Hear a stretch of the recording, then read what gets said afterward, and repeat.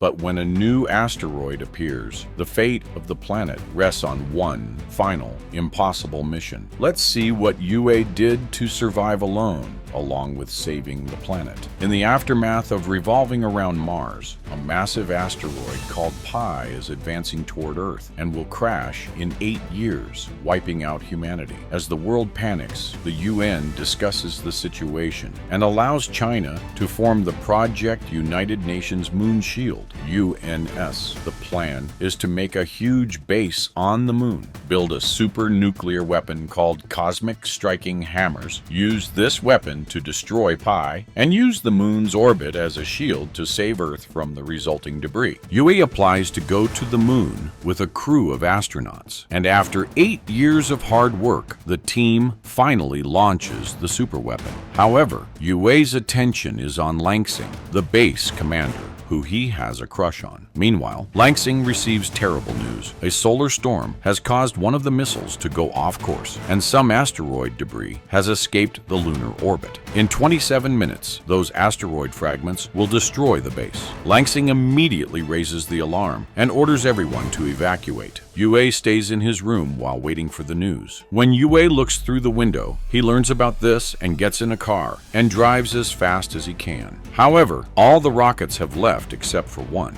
and Yue starts going faster as he tries using the radio. But the debris is too close and it gets in the way of the communication system. There's a crater ahead and Yue tries to jump over it instead of avoiding it, but he ends up falling. At that moment, Langsing launches the last rocket, leaving Yue stranded on the moon. Yue climbs out of the crater as the asteroid debris crashes on the moon. He starts running around, dodging the rocks to reach the base, which soon begins getting destroyed as well. Yue also has to dodge the falling pieces of the building as the base goes down. After being knocked down once, he tries to make a big jump to hide in the crater, only to be knocked down again. While he's unconscious, a huge asteroid fragment makes its way toward Earth. When Yue wakes up, he starts complaining and tries to contact the UNMS. At that moment, the asteroid fragment finally crashes on Earth, causing a massive explosion that destroys a large part of the planet. Yue realizes he's the last human alive, which further pushes him into poor mental health. He decorates a room for a pseudo-funeral to honor humanity, and the base still has food to feed 300 people. After some work, they manage to connect to the lunar base, but they can only watch Yue through the cameras without sound because the radio isn't working. Because Earth lacks resources, it will take them 2 years to fix the communication system and rescue him. The UNMS chairman decides to start live streaming Yue's life in the lunar base so survivors can get a glimmer of hope in these dire times. Hey, if you are enjoying this video, make sure you subscribe and press the notification icon so you don't miss future videos from my channel. Enjoy! Since they don't have sound, they decide to hire a voice actor to dub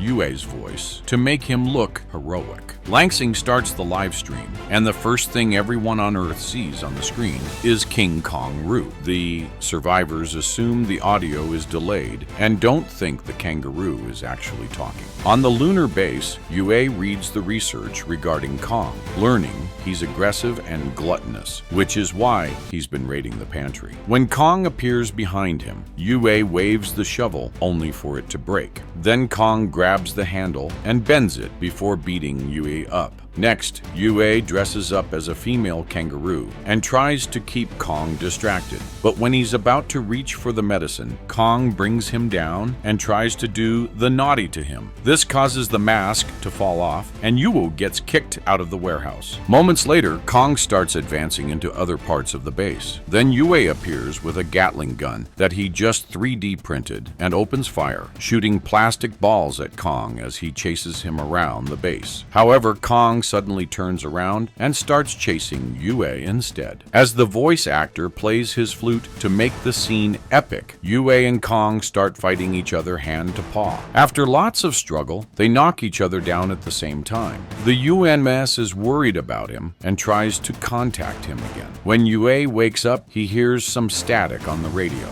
There are no words, but he cries because he sees this as a sign that there are survivors on Earth. What Yue and the UNMS don't know is that the static was caused by Kong's tail messing with the cables. Yue and Kong stare at Earth as they realize they may have a chance to go home, and they agree on a truce from now on, although Kong punches him anyway. Over 200 days have passed since the incident, and Yue never stops playing a message to try to contact Earth. He and Kong have found their routine, and Yue announces they've become a family. Since it's obvious that Earth won't be coming for them, Yue decides to modify the spacecraft left by the old Apollo 18 mission, hoping he can fly home by his own means. While people in the UNMS discuss if they can use this to help him too, Kong and Yue leave on the car and quickly find the Apollo. Yue runs a test and confirms it'll work after some fixing. The Apollo is brought back to the base, and people on Earth watch Yue work hard on repairing it for multiple days. The UNMS is quite impressed, so they check their profile, realizing he's actually an engineer who somehow ended up in maintenance. Eventually, Yue notices that Apollo can only carry 22 pounds, and Kong alone weighs more than that. Feeling like he has no choice, Yue takes Kong for a ride and abandons him in the middle of the moon. However, Kong chases him and quickly gets back in the car. When they return, Yue starts researching a more powerful propulsion system and discovers that the prototype of the superweapon is still stored in the previous base. Kong and Yue leave the car with a bunch of supplies and only stop traveling at night because the vehicle requires solar power. It'll take them weeks to reach the old base because it's on the other side of the moon, and people on Earth worry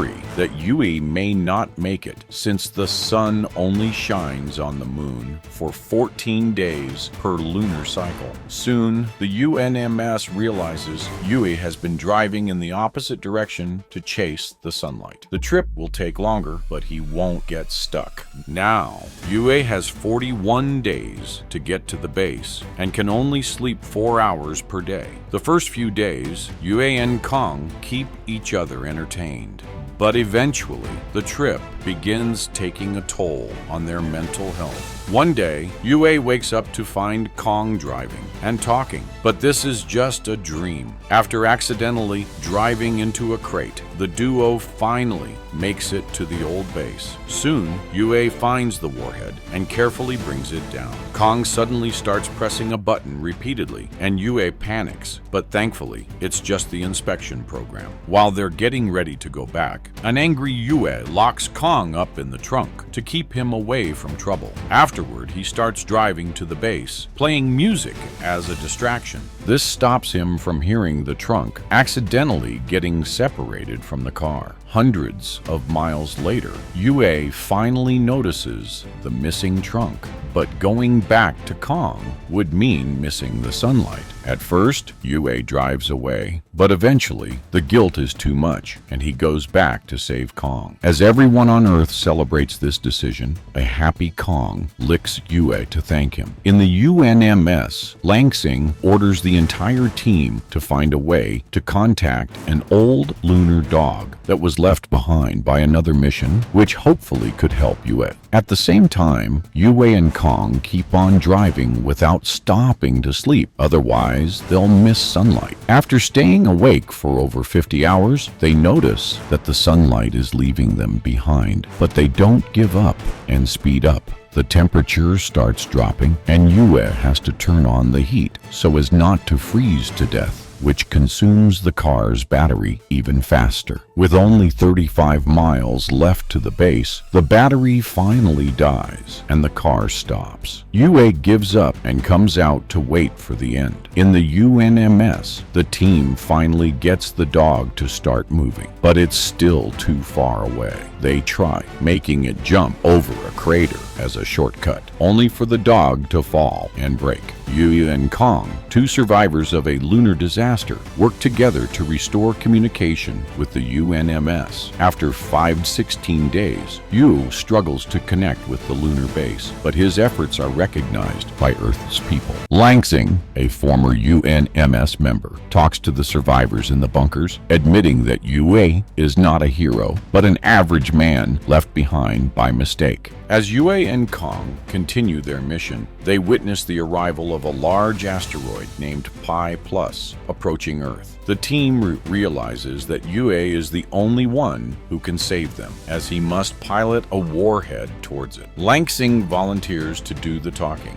and Yue is ready to do so. On Earth, Yue and Kong share an emotional goodbye before sending Kong back to Earth on an escape pod. However, the Apollo gets hit and begins spinning out of control. Yue's plan is to open the door to compensate for the rotation momentum, but the door is jammed, forcing him to manually move the warhead. Yue's last moments are filled with tears as he guides the warhead toward the asteroid. As Kong's pod lands in the ocean, Yue sings during his last minutes, and the pressure of the asteroid destroys his suit. Despite the pressure, Yue continues to guide the warhead, leading to a massive explosion that destroys the asteroid and brings everyone back to Earth. Over 10 years passed, and humanity has been working hard on rebuilding Earth to make it beautiful again. There's still much more to do, but at least now they can be outside in the fresh air. The chairman has retired, and Kong has a statue in his honor.